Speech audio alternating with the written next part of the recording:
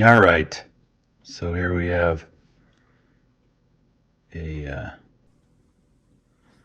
unboxing.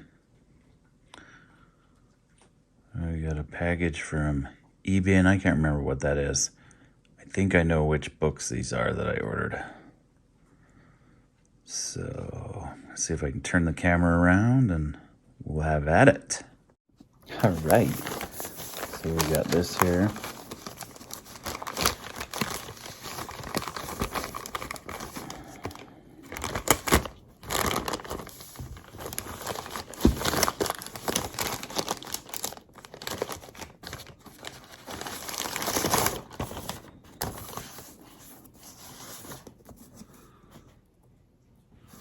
It is the Longhorns.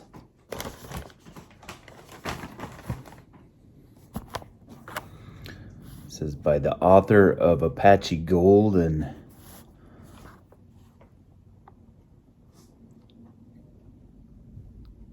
Yaku Silver and Colorado's Children. It's The Longhorns by J. Frank Dobie. Illustrations by Tom Lee and many photographs. The Texas Longhorn made more history than any other breed of cattle the world has ever known. The Longhorns were more than a breed. They were a race. Gaunt, wiry, intractable. They were themselves pioneers in a hard, strange land. This is their story, told by a born teller of tales who knows the legend and folklore are proper parts of history. It is the story, too, of the men the Longhorn brought into being, the Texas Cowboys, who rode over the rim with all the energy, insolence, and pride of the booming West. Mr. Dobie tells of the Spanish conquistadors who brought their cattle with them, of ranching in turbulent colonial times, of mavericks and maverickers, and the abrupt justice of the rope. He catches the terrible excitement of the stampede, the poetry of the play of lightning on a sea of seething horns. He writes absorbingly of titanic bull fights on the range, ghost steers, fabulous treks, and Indian torture. A relentless prospector of the history and legends of the Southwest, Mr. Dobie has spent most of his life preparing to write this book. He was born in that part of the Texas brush country where the Longhorns made their last stand. He has back-trailed them into Mexico, whence they came, from old-time Texans and Mexican vaqueros. He has learned much vivid lore. No historian or naturalist has ever so related an animal to the land, to men, and to history. The twilight of the Longhorn has fallen. The noble breed is nearer extinction than the buffalo ever was. Yet, in this rousing chronicle, the great days of the Longhorn live again, a brave and surging part of our national heritage. Tom Lee's colored jacket and front piece and many black and white drawings are a spirited and integral part of the book. The jacket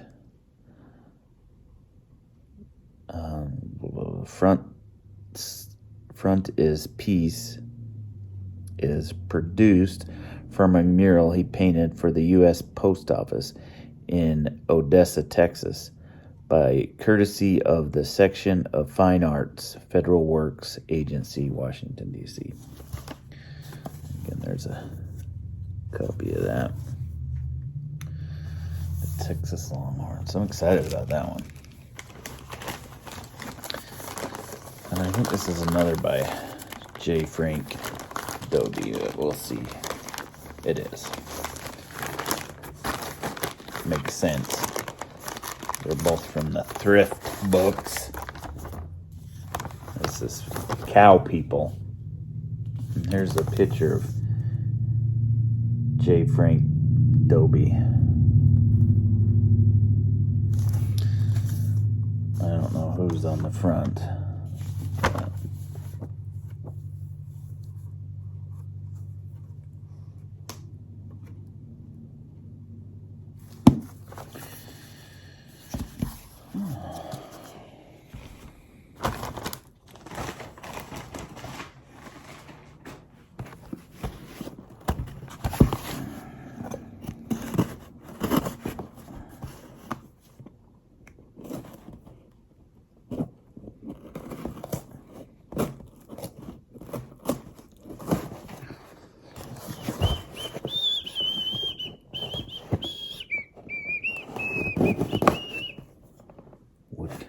What could it be?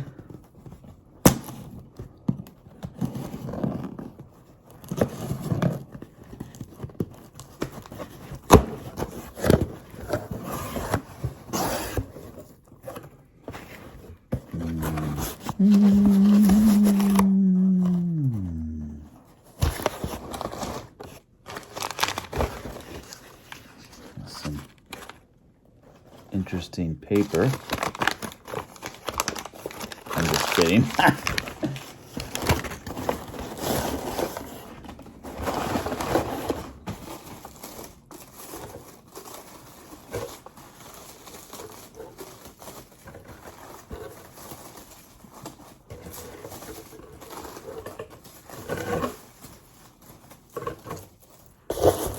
So let's see this.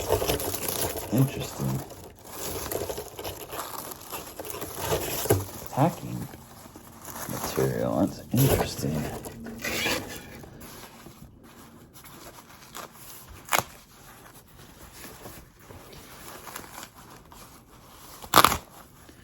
And this is like a puppy pad. So I know.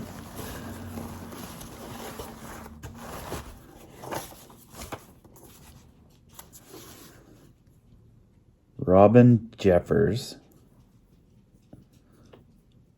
Rowan Stallion, Tamer, and other poems.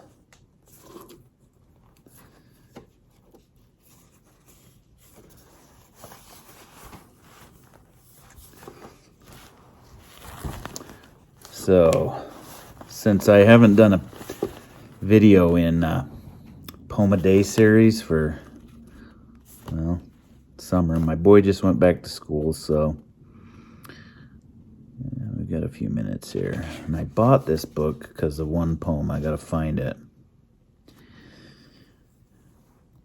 Introduction. Rowan Stallion. I'll just read the poems, the titles. Rowan Stallion, The Tower Beyond Tragedy, Night, Birds, Fog, Boats in a Fog, Granite and Cypress, Vices, Phenomena, People and a Heroine, Haunted Country, Autumn Evening, Shine, Perishing Republic, The Treasure, Joy, Practical People, Woodrow Wilson, Science, The Torchbearer's Race, Tamer, Gale in April, Malpazzo Bridge, The Coast Range Christ, Divinely Superfluous Beauty, The Maid's Thought, Fauna, The Songs of the Dead Men to the Three Dancers, to his father, The Truce and the Peace, Natural Music, Point Joe, Point Pintos and Point Lobos. Not our good luck. The Circle, salmon fishing, to the house, to the rock that will be a cornerstone of the house, to the stone cutters, suicide stone, wise men in their bad hours, continent's end, apology for bad dreams, adjustment, compensation, promise of peace, age in prosper, antemortem, postmortem, the beach, summer holiday, love children, noon, clouds of evening, October evening, pelicans, credo. So those are the list of the poems in this book, and I'm pretty sure it was summer holiday that I bought this for, that I liked. So let's go, we'll read that poem. Page 288.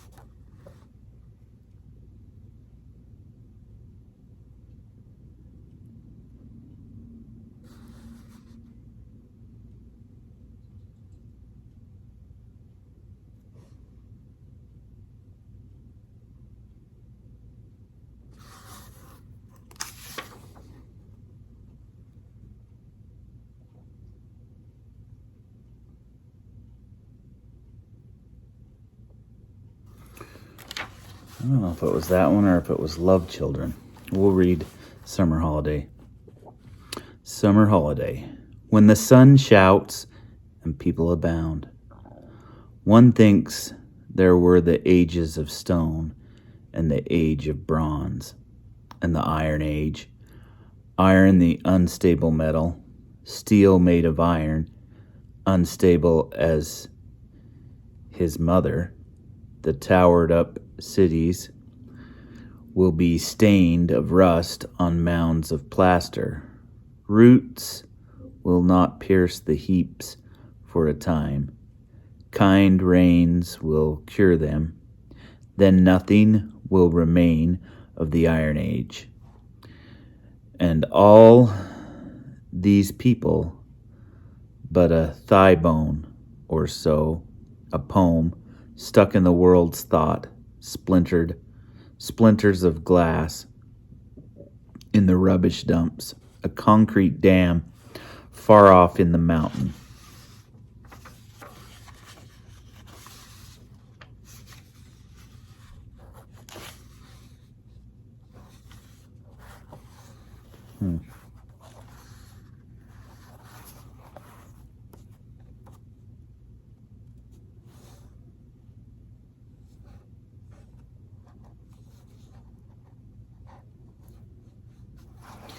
So, Love Children, the trail's high up on the ridge. No one goes down but the east wind and the falling water, the concave slope without a name to the little bay that has no name either. The fishhawk plunges beyond the long rocks, rises with streaming silver. The eagle strikes down from the ridge and robs the fishhawk. The stunted redwoods neither grow nor grow old. Up the steep slope, remembering winter and the sea wind, The ferns are maiden green by the falling water. The seas whiten on the reefs. Nothing has changed for 1,000 years. 10,000. It is not 1,000. It is only 70 since man and woman came down.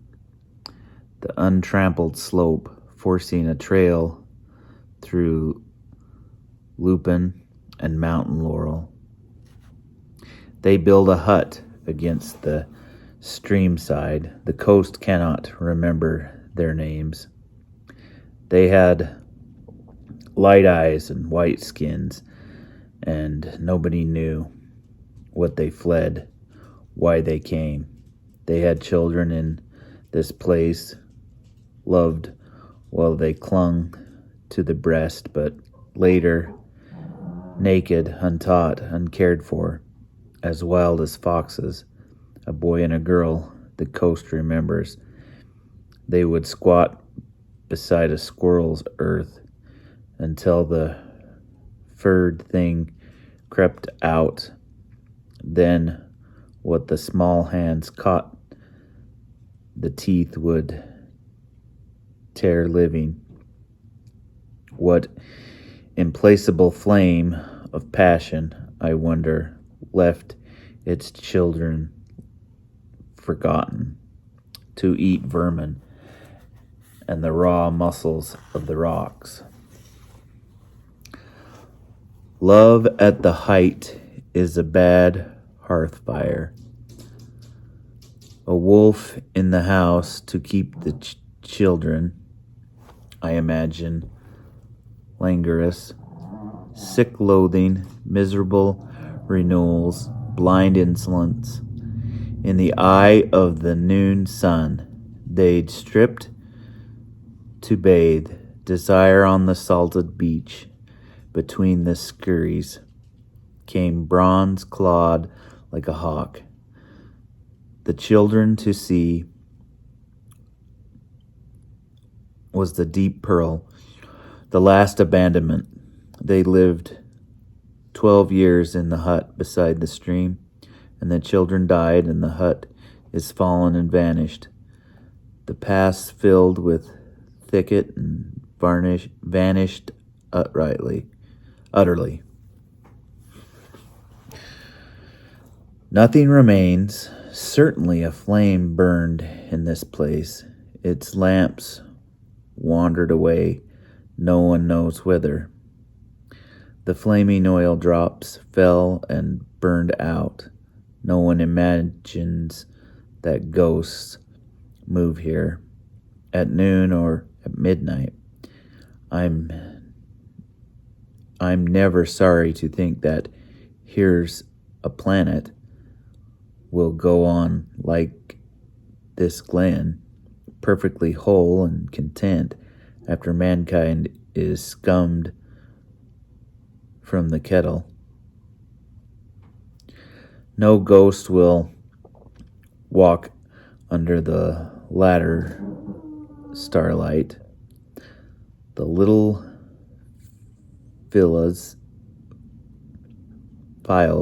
files of desire have all been emptied and broken. Hear the ocean echoes, the streams like birdsong, the stunted redwoods neither grow nor grow old.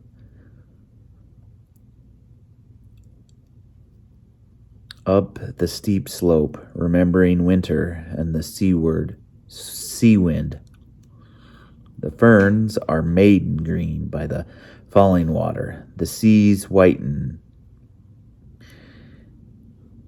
on the reefs. The fishhawk plunges. Beyond the long rocks rises with streaming silver. The eagle strikes down from the ridge and robs the fishhawk.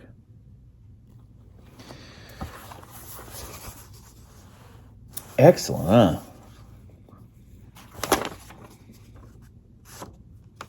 Well, quite happy with that one.